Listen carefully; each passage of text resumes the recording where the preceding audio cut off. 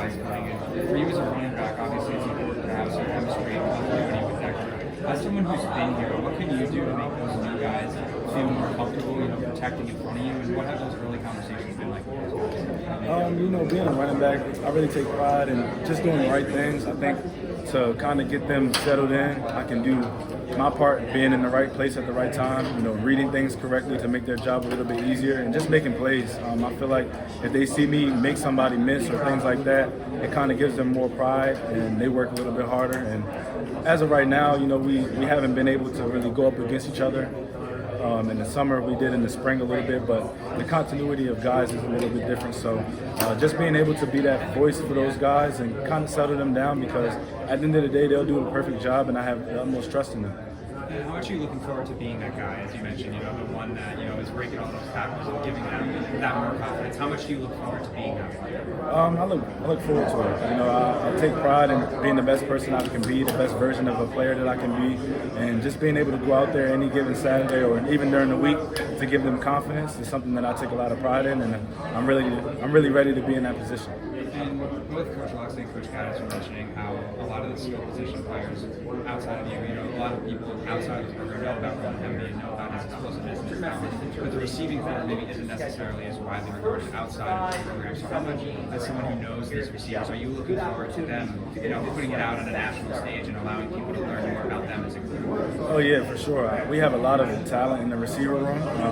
I feel like we got glimpses of it last season with some of those guys, but we have a lot more talent and a lot more playmakers in that room that will take the camp and they'll springboard into the season. And I'm really excited to see how they can turn heads and things like that. And I have trust in them that they'll do the job, and they know that they'll do the job. They're very confident. And just for you, when you reflect back on last season, obviously I know it's a new page, and this season is a month away. But what are the biggest lessons that you took away that you might be using as you start the season? Oh yeah, there's ebbs and flows and everything. That's something that I learned a little bit throughout last season. Your highs aren't as high as you think, and your lows aren't as low as you think as well. So just being a guy that can kind of center myself and get back to neutral to take the next step. And that's something that, you have to learn. Sometimes you have to humble yourself a little bit. And I feel like last year was a year where I learned a lot more about myself being a teammate than anything else.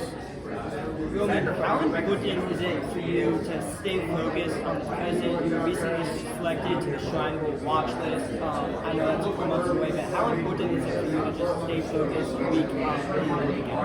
Oh yeah, it's really important for me to stay where my feet are. That's one of the main things that we say in this facility and across this board of teammates. We can't really get too far ahead of ourselves. We want to make sure we take it day by day, and we want to get better every day. I know that, the Shrine Bowl and things like that are future aspirations that I have for myself, but I really want to make sure that I can get there. So, praying every day and being as diligent as I can in the process will help me to get to those successful things. But right now, I'm just ready for the first day of camp.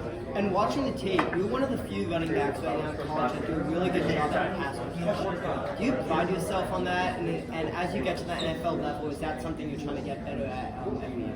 Oh yeah, we talked a little bit in our running back room about how important pass protection is. I think a lot of the times coming out of high school into college, we don't really look at it as how important it is. But if you look at the longevity of running backs in the NFL, once you get to that level, everybody is really good at running the ball. They're really good at catching the ball. They're really good at all those little things, but being able to be a pass protector and somebody that's really smart and able to pick up blitzes, you kind of extend your career. So that's something that I really take pride in, and having aspirations to play at the next level, that's something that I really, want to hone in on. No problem. And how have you kind of taken the younger guys under your wing? I know, obviously, DeJuan Williams. I know Nolan Ray is a guy that everyone seems to be happy about, but just Josiah McLaurin as well. What have you kind of seen from them? And as you kind of transitioned into that leadership role, how do you kind of adjust to that?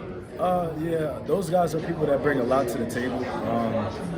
It's funny because being an older guy now, you kind of reflect on some of the things that you did when you were younger and some of the things that you see in those younger guys, and just seeing the things that they can bring to the table, with Josiah being a threat, in the pass game, and just DeJuan being in between the tackles, a bruiser that has a lot of speed and elusiveness as well. And then we all know what Nolan can do when he runs the ball, and he has breakaway speed, and he's very shifty as well. So just seeing how we all collectively have different skill sets and different things, but when we come together, we complete the perfect running back room. It's really cool to see that. Gotcha, man. And I'm not even football related, but just kind of looking back now that you're kind of, a veteran now, what's one thing that you would have told yourself when you were a freshman to kind of help kind of adjust or acclimate to the pace of play in college? I would say really just adjusting myself to the speed of the game. X's and O's stay the same no matter what level you play at, but the speed and the talent that goes into the game and just, recovering and things like that is something that a lot of people look over, but it comes back to give people an edge. So if I were a freshman again, I would tell myself to prioritize my body a little bit better and prehabbing and things like that, and really just studying the game, because the mental piece ends up being a lot more than the physical piece at the end of the day. True.